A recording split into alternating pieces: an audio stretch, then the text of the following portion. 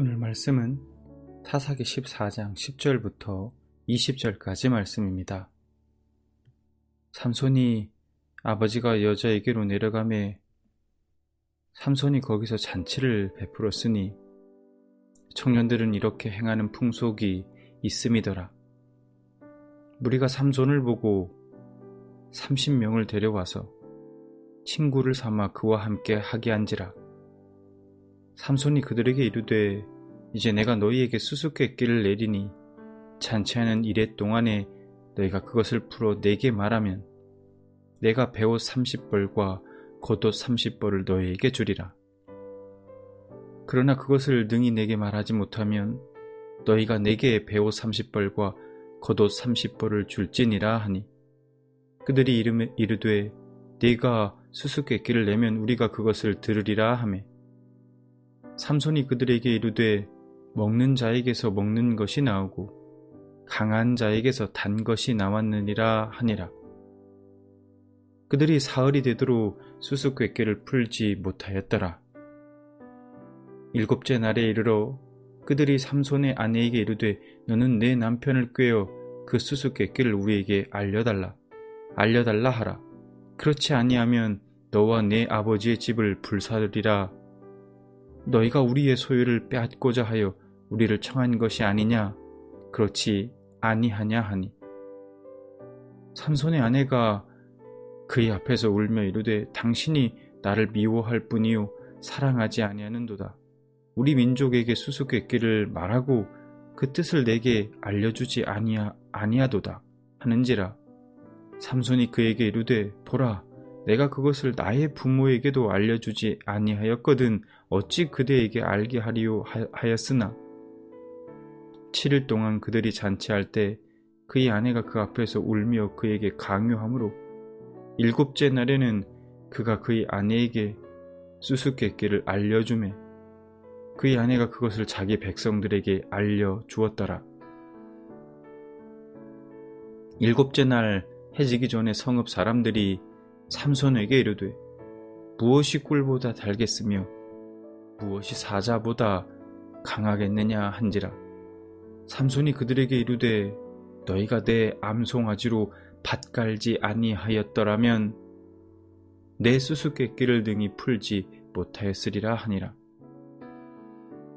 여호와의 영이 삼손에게 갑자기 임하심에 삼손이 아스글론에 내려가서 그곳 사람 30명을 쳐 죽이고 노력하여 수수께끼 푼 자들에게 옷을 주고 심히 노하여 그의 아버지의 집으로 올라갔고 삼손의 아내는 삼손의 친구였던 그의 친구에게 준 바 되었더라.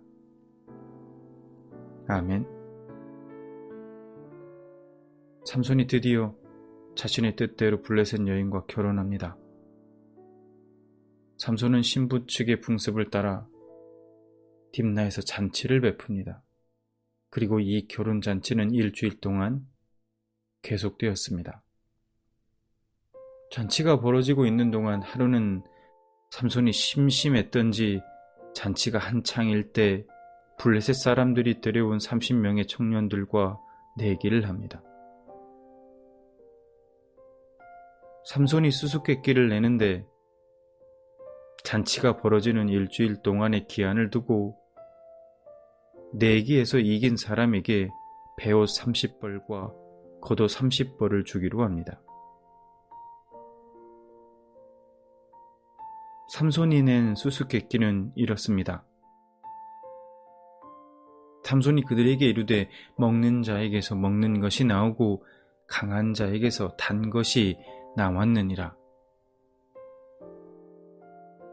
며칠 전에 있었던 사자와 꿀 사건을 알고 있는 우리는 이 답을 알고 있습니다.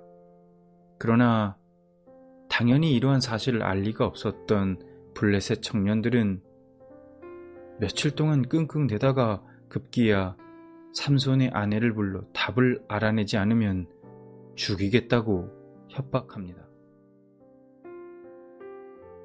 생명의 위협을 느낀 삼손의 아내는 삼손을 며칠 동안 졸라서 결국 답을 알아냅니다. 그리고 그녀는 그 답을 블레셋 사람에게 알려주었고 그들은 삼손에게 그 답을 말하게 됩니다. 삼손은 어떻게 알았는지는 몰라도 그들이 정당하지 못한 방법으로 답을 얻었음을 알게 됩니다.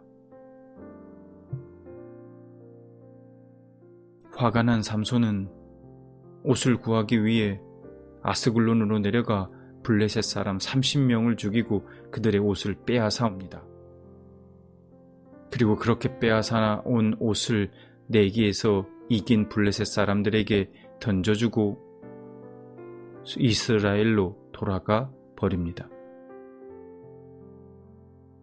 그리고 그 후 삼손의 아내였던 그 블레셋 여인은 다른 사람의 아내가 됩니다.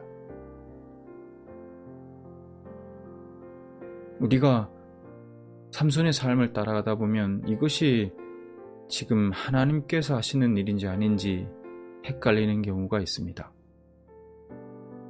오늘 말씀 중에 여호와의 영이 삼손에게 임하고 삼손이 블레셋 사람 30명을 죽인 일이 바로 그렇습니다. 어쨌든 분명한 것은 삼손의 행동은 사사로서 그의 사명과 관련이 전혀 없었다는 것이고, 그럼에도 하나님은 이러한 삼손의 온전하지 못한 행동을 통해서 그 뜻을 이루어가고 계시다는 것입니다. 삼손은 블레셋으로부터 이스라엘을 구원해야 하는 사사로 세워졌지만 자신의 정체성을 망각한 채 제멋대로 살아가고 있습니다. 그러나 삼손을 통해 블레셋을 치고자 하는 그 하나님의 계획은 여전히 계속되고 있습니다. 삼손이 정체성을 갖고 일하지 않자 하나님께서는 그의 개인적인 감정과 관심사를 통해 일을 하십니다. 여기서 우리가 짚고 넘어가야 하는 것이 있습니다. 하나님은 절대로 자신의 의지와 선택과 전혀 상관없이 무시한 채 사용하시지 않는다는 겁니다. 그 누구도 의지를 무시당한 하나님의 도구로 쓰시지 않는다는 겁니다. 삼손은 하나님의 나라를 위해서가 아니라 자신의 개인적인 분노 때문에 블레셋을 치고 있는 것입니다.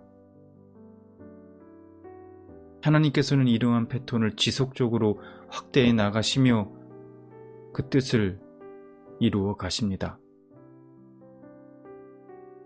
우리가 우리의 정체성을 망각한 채 우리 멋대로 살아간다 할지라도 하나님께서는 그 뜻과 계획을 이루십니다.